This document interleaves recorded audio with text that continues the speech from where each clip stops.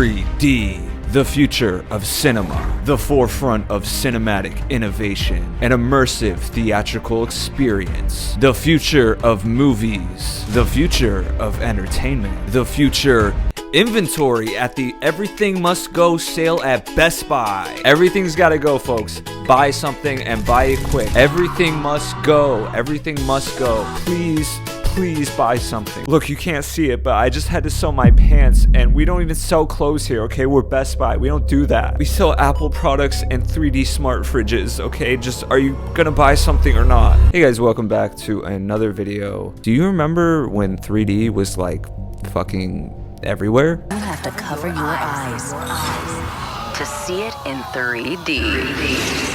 Get ready. And I need to take these off because excuse how I look without glasses, by the way. Jump scare. When I was a little kid, going to see a 3D movie in theaters was one of the coolest experiences as a child. It was like right up there with playing Wii Sports in the living room for the first time while the plot of my parents' divorce was like thickening upstairs. I've really felt like I was in the future. It was a great time to be alive. I mean, I can go and watch a 2D movie in 3D and then go play with my 3D webkins in 2D. 3D seems so advanced and so cool to me. I thought, this is the future, right? Every movie from now on is gonna be in 3D. There's no way we can go back to flat ass movies, right? So what happened? What happened to the 3D craze that was just shoved down everyone's throat for like 10 plus years? For a movie studio, it felt illegal to release a movie without making a 3D version. Like, I'm sorry, I just don't think seeing G-Force in 3D is gonna save it from the 2-star letterbox review it's getting. You know what? Maybe 2.5 stars for the hot guinea pig that they put in it. Requires it. Or res. Blaster, don't drop a pellet. Too late. Coming soon. I genuinely think that the big Hollywood executives thought that this was the next big thing. And to be completely honest with you, it was. It was huge. 3D movies were so influential and so popular that it even expanded into other mediums of entertainment,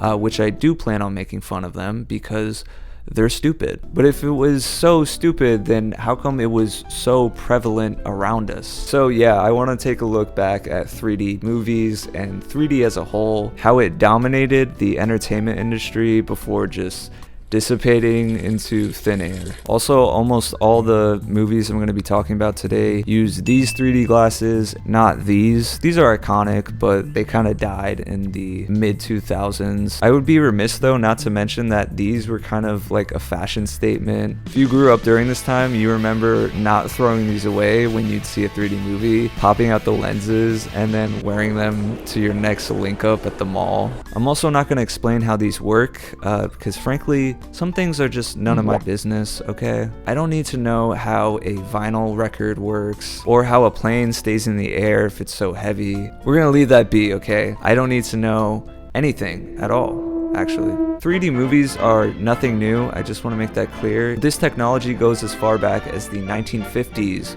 with the House of Wax horror thriller. This is widely regarded as the first big hit of 3D. It was extremely popular and movie studios tried to capitalize on this technology, but audiences started to lose interest in this and actually preferred just going to see a regular movie. They tried to bring it back in the 80s with Jaws 3D and then Friday the 13th 3D.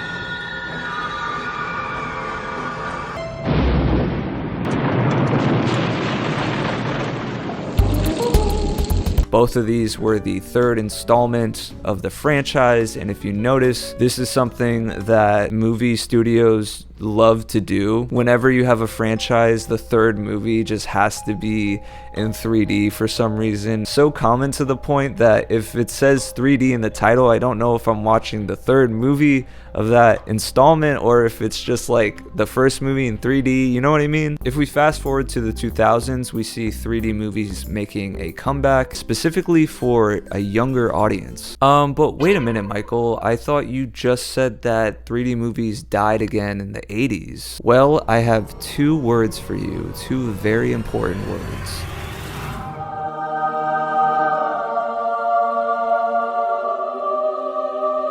Well, I'm their uncle.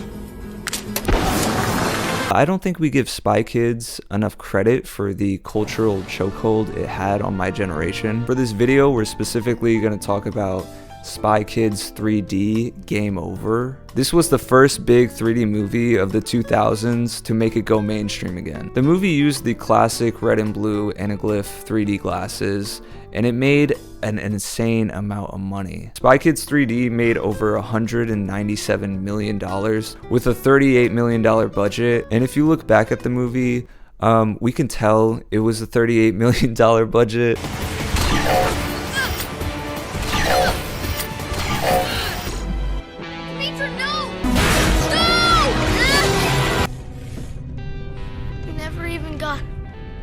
Email address. By 2003, 3D was like already dead again, and it wasn't until Spy Kids 3D came along and showed that, hey, there's still money to be made. Give me your money. Give me your money. I remember seeing this movie in theater and thinking it was the coolest fucking thing ever. It proved to Hollywood studios that, hey, all you gotta do is sell the gimmick, okay? No one actually gives a fuck about the story. I don't care who's the guy. Who is the guy? I don't care.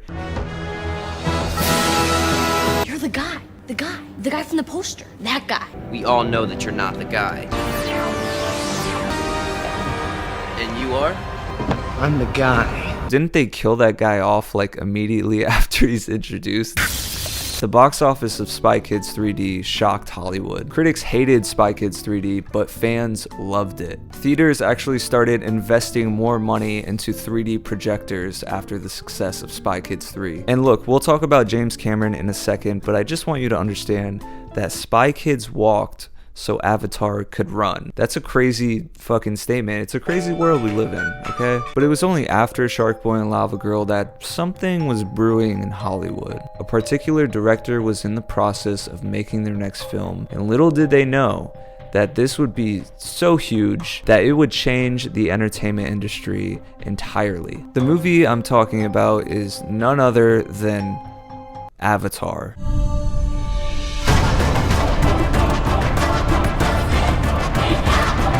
Avatar was insane. I think it's the closest we've ever been to when Star Wars released back in the 70s. And I'm not willing to argue on this. It was the fact that it was 3D and it was good 3D, okay? 60 to 70% of the box office revenue came directly from 3D tickets. James Cameron took it upon himself to be like, no, 3D is not gimmicky. 3D is the future. With a budget of $237 million, Avatar was able to rake in almost $3 billion.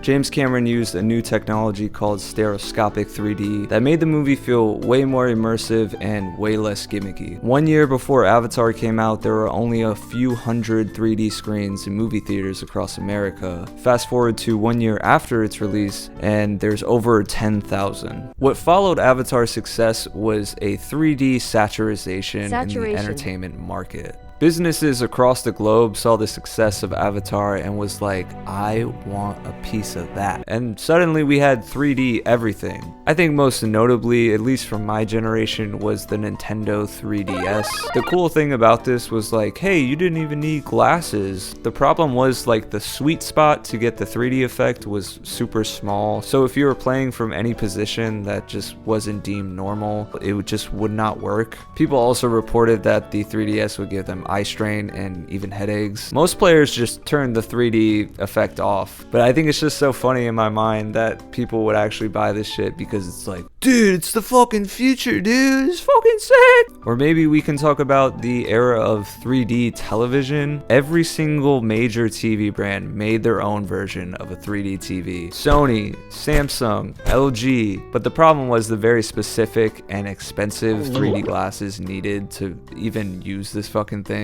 Similar to the 3DS, you also had to sit directly in front of the TV. Like, you couldn't be on the couch somewhere or watching from your kitchen. The image was dark, the colors were dull. The people who manufactured these TVs stopped in 2017 after no one was interested. And did you guys know that YouTube actually had a 3D mode?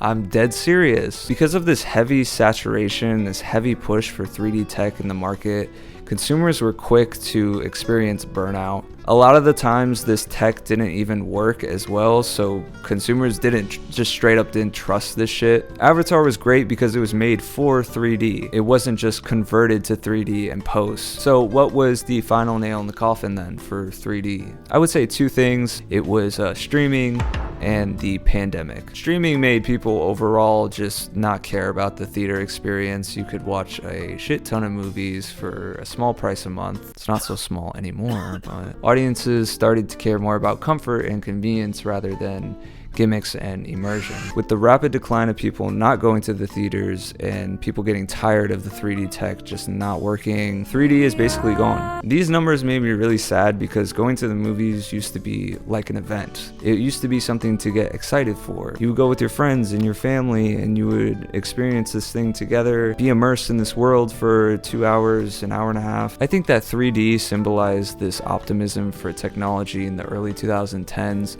which is pretty admirable. We were all pretty caught up with the possibilities of new technology coming out, and look where it got us. Unfortunately, 3D, it was less about better stories and more about gimmicks. At the end of the day, it turns out the best way to make someone feel like they're really in the movie is to make a good movie. But yeah, I just wanted to talk about 3D movies. I think that it's a really interesting era of my childhood to reflect on. If you enjoyed this video, please consider subscribing. Did you buy into the whole 3D thing, or were you always kind of like, this is stupid? Either way, I appreciate your time, and yeah. Thank you for watching. Bye!